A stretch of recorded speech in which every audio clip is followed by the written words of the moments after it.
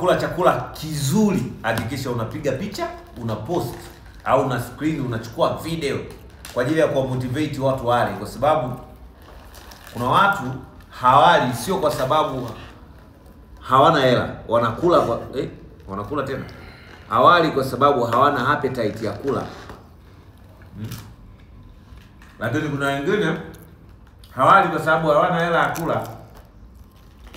Kwa hiyo unatakiwa uwa motivate waende wakatafuta pesa za kula. Sawa?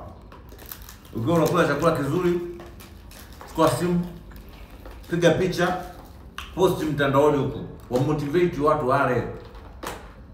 Kuna mwingine sasa hivi anaumwa, kalala kitandani. Akiona picha au video ya chakula chako unachokula anapata appetite na yeye anakula. Tuhakikishe watu wale jamani. Watu wa motivate wale. Mimi nakula bagia hapa. Najua unatamani.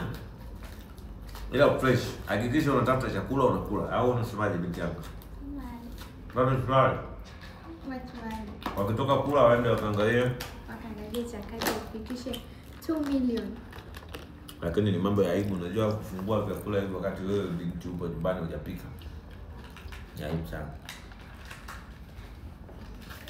Ni aibu. Jitetee kwa Tanzania. Kwa Tanzania wanasema binti yako anajua kuweka tu pipi kichwani ya kupika na kupikia.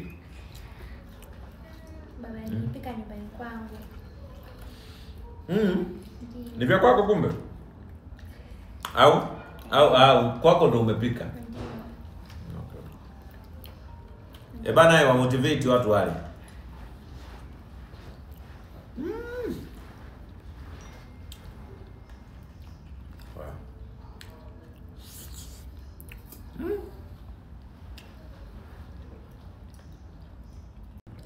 Haijalishi unapitia nini kwenye maisha yako, lakini hakikisha unakula. Hata kama maisha yako yanaenda vibaya, hakikisha unakula. Kula.